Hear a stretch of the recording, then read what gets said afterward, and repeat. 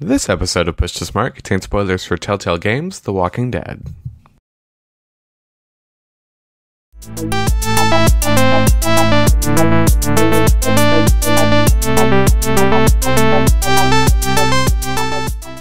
Hello and welcome back to the Push to Smart Water Cooler. This episode we are going to be looking at Telltale Games, The Walking Dead Season 2, Episode 4, Amid the Ruins. This episode picks up right in the middle of the herd that the last episode left us with, and it's up to us to clean up the mess as best we can. The group fractures, shit goes down, and let's just dive in, because there's a lot to talk about. So the last one, episode 3, ended with that amazing cliffhanger where you have to either hit a walker in the face that's biting Sarita, or you have to just slice off her arm. And we both went for the arm. Yes. Kenny has run over because in Sarita's shock, she has wandered right back into a group of walkers who are eating her. So what we did absolutely nothing. Yeah. This whole scene just really sets the stage for the rest of the episode, I felt like, because Kenny places the blame squarely on you. If the last episode was figuring out what Clementine's going to do and who she's going to be, and that last action was her kind of defining who she is, Kenny really sets the tone that maybe, yes, this is Clementine's actions, and Clementine isn't always right. And I just went back and watched exactly what it says, and it's really just tense. You stupid fucking kid, this is all on your head, Clementine. Yeah. And that just really, like I said, sets the tone for the entire episode, because the rest of the episode is seeing how this group might be falling apart, whether or not you want to keep it together, and really what you can do as Clementine, who, you know, is a kid, and what kind of agency you'll have. And I also want to point out in this part, like, Melissa Hutchison, who plays Clementine, does, like, an amazing job of this episode. Yeah. Like, she's really good in all of them, but particularly in that scene. First of all, did you choose to, like, axe Sarita in the face? Did you have a choice not to? I almost did, but I was like, I think that's unnecessary. I panicked because it was turning red like it does before a game over. So I was like, ah! And, like, hit her. And You axed her in the face? Yes. Jeez. First, we have Greenleaf's tree, and then Yeah, I know. But the best part about that was right afterwards, you have the option to kind of try to say something about it. And I chose to say, she won't suffer now. And the way that she reads that line, it's like there is so much conflicting emotion in her voice. Like, she's trying to comfort, she's trying to justify her actions, but she is so scared. Wow. It's like she could be, obviously it's a scary situation, but it's also like scared of Kenny and what he's going to say. And it's just like, as soon as I got chills, and I was like, this is going to be an amazing episode. And then we see Nick gets shot. We knew he had an expiration date after he could have died in episode 2, so. Yeah. And that is kind of the first part of a trend that's kind of bugging me with this episode that we'll get into later. But then you have the escape from the walkers with Jane and Rebecca. I loved it at first, but the ending kind of recontextualized it, because I felt like this was kind of, throughout the episode, you're trying to convince Jane that not everyone is the same. Sarah isn't Jamie, and you aren't like them, and, you know, helping the group is for the greater good. And ultimately, she leaves. Spoiler alert. And you can't do anything about it. I like that. It's one of those things I'm conflicted about. I had one of those moments where, like, oh, I'm winning the crowd, you know? Yeah. Jane's turning around. She's going to stay. And then she's just like, here's a nail file. Bye, kid. Yeah. And I was like, aw. But, you know, back to that part. I did like how you saw Jane very conflicted. And I do think that Jane's voice actress was probably one of the best. Yeah. I will say that I really like the way that Jane was characterized. I was kind of afraid she was just going to be like, you know, the really cool, like, The tough kind of every woman for herself. Yeah. And I wasn't sure from the trailer, like, why she would take such an interest in Clementine. And now we see, you know, it's because she's kind of projecting Jamie, her little sister that died, onto her. And it's almost like, okay, this is a good one. This one's going to work. Yeah. After she failed her last one, because this one can defend herself. And then we see how that kind of falls apart for her. So I really liked the way she was characterized in her arc in this episode, and how she wasn't just a stock character, how she did, you know, seriously fuck up in a huge way later in the episode, and then her way of dealing with it was just to leave and not deal with the consequences. And in a way, that's how she's survived this long, because she's not responsible. Yeah, so we immediately escape the herd with Rebecca and Jane. We have this conversation with Jane in the woods where you first kind of figure out that she had a younger sister, and that there's something, she's not necessarily as cool and collected as you thought you were, and you get in this big debate with her and Rebecca about the future of the baby. And it made me think back to the beginning of season 1 where we see Krista pregnant and then the next scene, her not pregnant with no baby. And it made me wonder what happened there if my Clementine could be so clueless. So, for instance, like later in the episode, the water breaks, and I had Clementine go, "Is that normal?" Oh, yeah, I did too. I really liked that this episode, you know, she has her naive moments about these things. And I really like that. But I didn't even think about Krista, which she probably already went through it, or... Unless something else happened. Yeah. So that was always in the back of my mind, like, what happened with Krista? And, like, how much would Clementine know? And it, like, I did love the moments where Kid Clementine kind of poke through. The relationship between everybody and how mature Clementine can be was a huge kind of recurring theme this episode. Like, I'm jumping ahead, but later with Sarah, she says to her, we can't be kids anymore.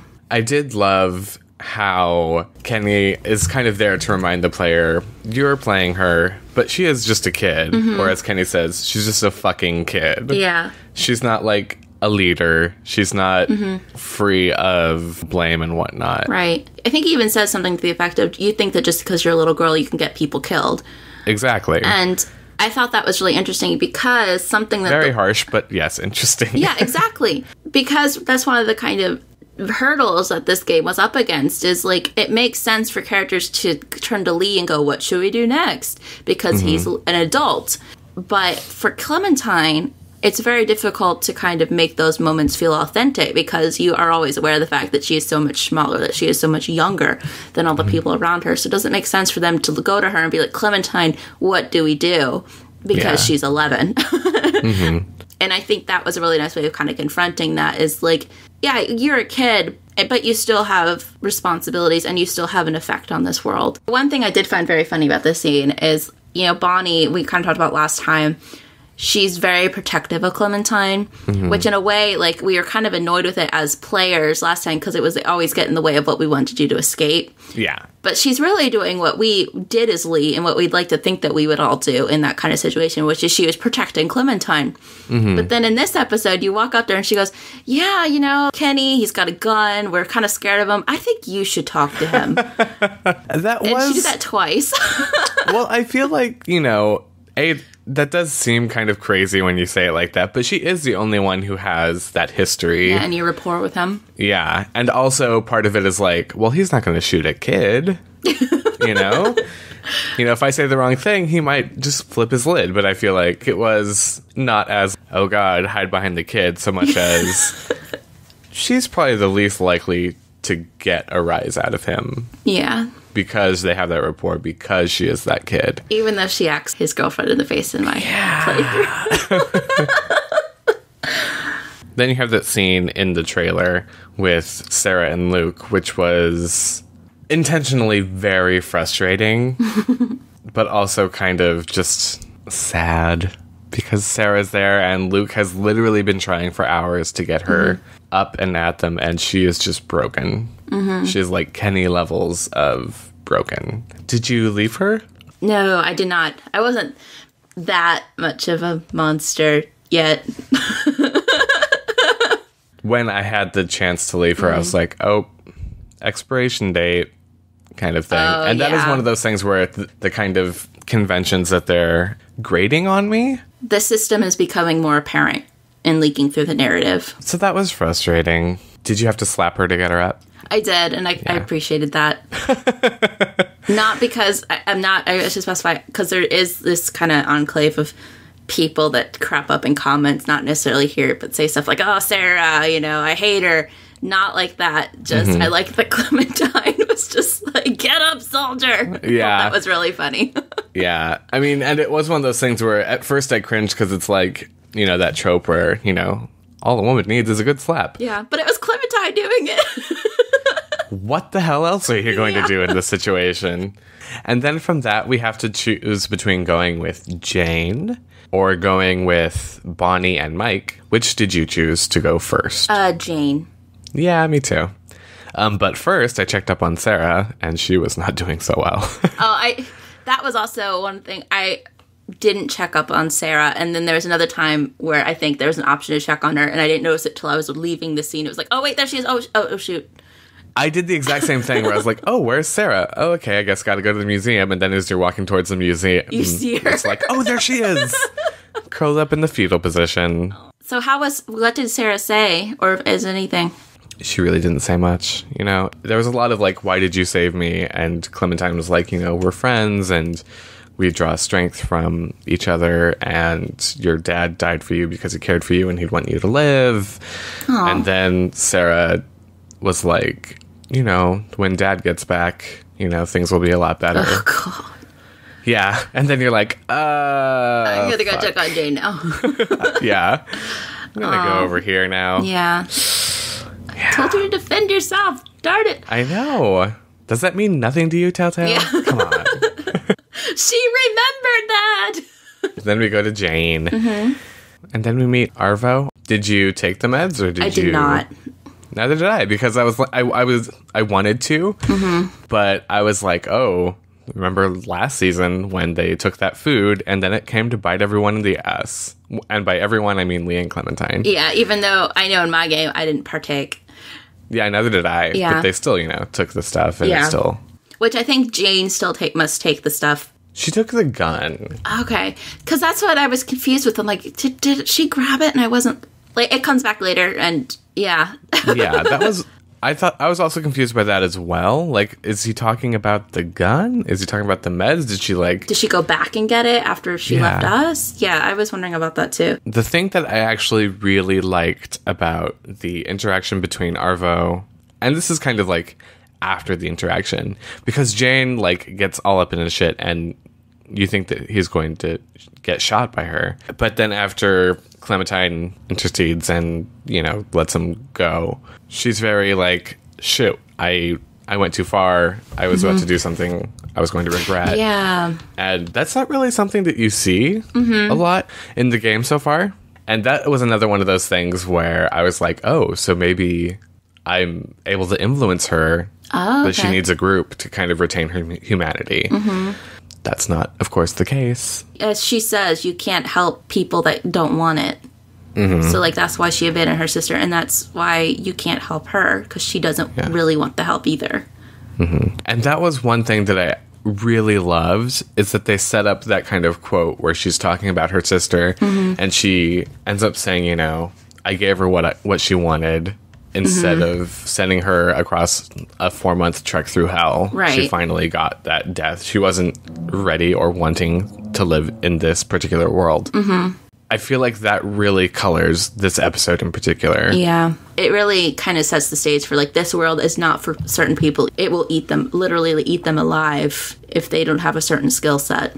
And then from there, we go to the museum with Bonnie and Mike. I love them, and I'm so worried they're going to die now. Because they had such a rapport in that museum. Yeah. I know, they're like the two people I like most out of the group. Like, right now, I'm just like, Kenny, get the fuck out. Just please. You're weirding me out. But I loved how they were like chit-chatting, and there was also that really kind of awkward moment where they're like, hey, I found a coat. And they were like, weren't the gray? I don't think Rebecca is going to... Ooh. Which Rebecca, when you present the coat to her, she's like, I don't care. I just had a fucking baby. Yeah. I hope the next episode opens with like, Mike, grab the baby. Bonnie, run. Let's do this. Yeah. We'll just leave everybody. And then you had that awesome scene with the raccoon where Mike's just like, I would eat the shit out of that raccoon. It was a much lighter moment that you kind of needed in the middle of all that heavy stuff. And especially because Mike didn't have that much character. Like, he had kind of an opposition towards using Clementine a bit in the previous episode. But he didn't really have kind of like a personality. And you really see it this episode. And you really see, you know, it for Bonnie as well. Then you get back and Rebecca is having her baby. And walkers are attacking just because. Luke was walking the perimeter. And they received all of a sudden no warning, and there are just walkers there. So Luke is missing. And you run back to the observation deck where Clementine walks in on Jane and Luke. Checking on Jane. Feeling human again, apparently. And then, you know, shit hits the fan, the deck collapses, and you have to choose between saving Sarah or grabbing onto Jane's arm. Which did you do? I chose Jane, and I regretted it because I felt like I knew as soon as I saw Sarah all the way down there was no way I could save her. But I felt like for Clementine's arc, it would have been better if I tried, even though I probably get stopped immediately. But I chose Jane. I chose to help Sarah. Okay, so what happens? Tell me. So Clementine tells Jane, you have to help Sarah. So Jane drops down, reluctantly, obviously, and tries to help Sarah. And, things are going, and then a board falls and hits Jane on the head. Oh. She's just kind of like, well, I can't do anything. So she runs up. Sarah gets brutally eaten. Yeah. And then we're like, oh, we have to drop the deck. And then they drop the deck. On Sarah. Yeah. As soon as we did that, I was like, well, there's definitely no way I could have saved her since we just collapsed deck on her. Yeah. And then the baby's born. Yay, baby. Yeah. But there's a brief moment where they try to trick you into thinking the baby's dead. And I was like, you wouldn't. How dare you? And it's alive. It's a boy, like Rebecca thought. Yeah. And then Kenny's being really weird with the baby. Is. That was the only thing. That was kind of what I was trying to allude to earlier. Just the only way we get him out of his funk is saying, okay, Rebecca is having this baby. Her water is broken. You need to help her. You're the only one that's ever dealt with a baby before. Yeah. And that really does turn him around, immediately. But then he gets so focused on the baby. He takes it from Rebecca. It's no, you need to sleep. And he's kind of reluctant to give it back. Yeah. So that was when that was happening, I was like, oh my God, where is this going? I know. I was like, he's going to steal the damn baby. Is he going to run off with the baby? Yeah. And then, there's that moment where Jane leaves and she gives you the nail file. One thing I'm going to talk about first, after, everything's been done, they've dropped the deck, and they're all just standing there. Jane says something to Clementine, there was nothing you could have done to save Sarah. And you had an option to either be silent, to say I know, to say, something contrary, or just to tell her to shut up. Really? And I told her to just shut up.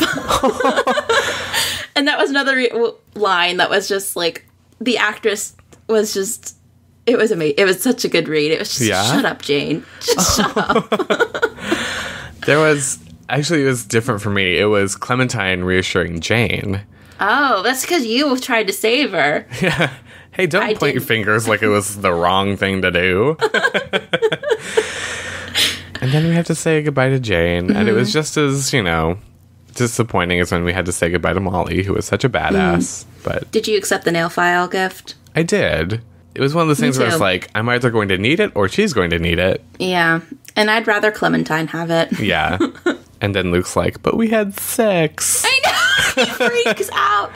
I didn't respond to him. That was when I kind of lost a lot of respect for Luke. Yeah. Because, I understand, post-apocalyptic, if you want to have sex, that's okay, I guess. The whole reason the walkers were on them was because he wasn't doing his job. This isn't, there's a way that you could twist this into, those, and that's, kid, this is why you never have the sex.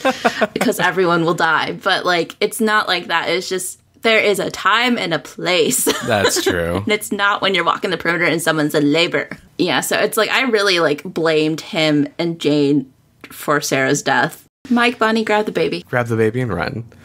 Season 3. Which we should specify, they can grab the baby and run because Rebecca dies. Yes. Which is jumping ahead a little bit. But it's telegraphed that she's going to die. Unfortunately. But she does have that moment of, happiness. And you get to talk to her, and you get to be like, oh, it looks like Alvin. And whoever says it looks like Carver is an asshole, first of all.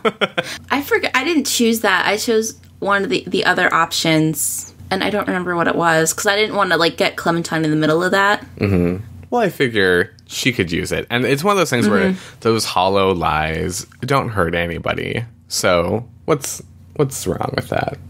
And I thought it was sweet that immediately after that scene, before he gets weird, Kenny's like, oh, Clementine, look at you. You're like a big sister. I know. And I was like, she is. And then you get to choose whether to wait a couple days or to go immediately. What did you do? I chose to wait a few days because I didn't think Rebecca would be up to walking. Same here. Okay. Darn it. I was hoping you'd choose the other one. Yeah. It's snowing. Everybody is hungry and thirsty, and Rebecca's not doing so well. And they have to sit down. And, oh, hey, look, it's Arvo. And his group of giant tattooed Russian men with machine guns. I know. That is what really lost me on this episode. It felt like they were, throwing darts on a board in the Telltale office, like, what's the threat going to be? Russians. I don't know. That didn't bother me as much because it's like, who are you going to side with in the zombie apocalypse? People that you can communicate with. I know. I really liked the idea.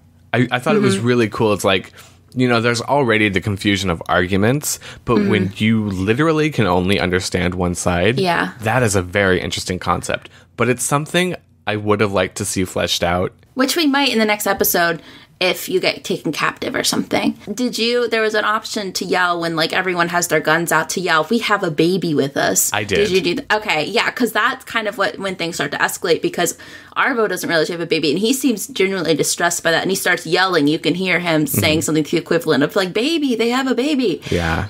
But then you notice Rebecca has died and is turning. The problem with me is that you've been building to Rebecca having this baby. And you've been building to a broken Kenny. And I felt like the cliffhanger should have been Kenny losing his shit and stealing the baby. Or something along those lines. And, like, Clementine has to, like, kill him or something. Or let him go. And I feel like that would have been more narratively satisfying instead of introducing this group that we... I don't know. It didn't feel... It felt too abrupt. Especially when, we had the threat for Carver telegraphed in the first episode. And this is just kind of like all of a sudden, surprise. Well, it wasn't all of a sudden because you have that confrontation with Arvo earlier. Yeah, I know. And it would be weird if that didn't pay off somehow elsewhere in the episode, besides just giving Jane a moment to be like, oh, I'm a monster. Yeah, but still, I don't know. Yeah, it didn't bother me as much. I think having Kenny run off with the baby and having you try to track him down would have bothered me more. Really? I think that would have, I would have been like, ugh. Well, it's fallen Telltale. They kind of show he shouldn't be trusted with that baby. Yeah, definitely. He's kind of losing it. He's very much... And it would have been nice to explore that without Rebecca having to die. And it would have been nice to see Rebecca a little bit further and have the sense that, like, there is kind of the sense that, okay, she's had the baby. Her use to us is done. Yeah. Let's just kill her, which is unfortunate. Especially because, most of her conversations are, what are you going to do after the baby comes? Yeah. What are we going to do in that moment? And she doesn't get that. And I thought that was kind of cheap as well. And it does happen a lot in The Walking Dead. And the idea that, like, it happens to Lori in both the comics and the TV show. In the comics, of course, I think both she and the baby die. So at least we've got one. Victory. But you have to choose in that moment while there's, like, a standoff. You're the only one that notices Rebecca's changing. And you have to choose to either shoot her and possibly start everyone else shooting or to call for help. What did you do? I shot her. Me too. Yeah. I was just afraid she was going to start eating the baby if I started yelling. So I know. I was just like, I got to do it now. Hey, guys. Nom, nom, nom, nom, nom. Yeah, exactly. Yeah. There was just something about that cliffhanger that felt incongruous with the rest of the season so far. To me, it was kind of just building up to, like, if this episode was about how are you going to define Clementine when shit just, like, continues to fall apart around her, this was, like, it building to the climax, the idea that, like, everything is literally falling apart. Like, half the characters are dead now. Everyone's starving. There's a baby. Yeah, that we're not equipped to take care of. Shit is really hitting the fan. And, she doesn't know how to deal with all this shit happening, and then she literally cannot communicate with the threat, which, again, is this really brilliant thing, but I feel like it could have been handled better. Okay. And I don't have any, like, reasoning to back this up. I just feel like the kind of language barrier is such an interesting dynamic to throw in. I don't know if it was best handled in a cliffhanger like this. I don't know. Right. Which I guess, like, for me, I have hope that they will use it more the next episode, but that is obviously yet to be proven. So yeah, I might agree with you after next episode. This season has been like one of the best games I've played in a very long time. I love playing as Clementine. I think this was one of the weaker episodes. Sorry. Yeah, that's one of the things I'm a little nervous about. And I don't know. There is no way this can have a happy ending. No. If it ends with Clementine dying, I will flip all the tables and just like freak out. But there is no happy ending for her. And I don't know what I even want as a satisfying ending for her arc, unless it's just her going alone or her having a group that is not full of assholes. Yeah. Run off with Mike and Bonnie and the baby. Yeah. That's my ending. Do you want to go over choices now? Okay. I was surprised about which choices it measured, because I thought something like trying to save Sarah on the deck would be measured, and it was not. So the first, and I should say, I played this, like, it came on Steam at 1 o'clock. I played it at 1:15. So my numbers might be a little bit skewed. Yeah, maybe. But the first choice was pragmatism. Pragmatism, rather. And it says, did you leave Sarah at the trailer park? We both did not. When I played at 1:15, 55% of players saved Sarah. So there was still like 50% did not. Compassion, did you rob Arvo? We did not. At the time I played, 60% of players refused to steal as well. There's selflessness, did you crawl through the ticket booth? Yeah. Yeah, we forgot to talk about that. I like that scene a lot. And when I did it, it was 57.9% of players did. Nurturing, did you hold the baby? I did. As big sister Clementine. Yeah. Yes, so we and 55% of players held the baby. And survivalism, did you shoot Rebecca? Yes. Me too, but when I played, only 42.7% did. Yeah, when I played it, I think it was around 46% or so. Interesting. It was still very split. I love this season. I love it. I still love the season. I just think that this was a weaker episode. So that does it for our water cooler discussion of The Walking Dead Season 2, Episode 4, Amid the Ruins. Check back with us next week, where we're going to be putting some games to our own Bechdel test for gaming. In the meantime, join the conversation in the comments below and tell us what you thought about the episode. Did you like the episode? What did you think about Jane, Sarah? Please don't be too mean to Sarah in the comments. I'm very fragile. Yes, this is a pro-Sarah safe zone. This is true. We love Sarah. Yeah. And don't forget to subscribe to keep up to date on our latest episodes and water cooler discussions. Make a nice meal. We can eat raccoon? I'd eat the shit out of that raccoon. Not like, I mean, just that I'd be really happy to eat that raccoon.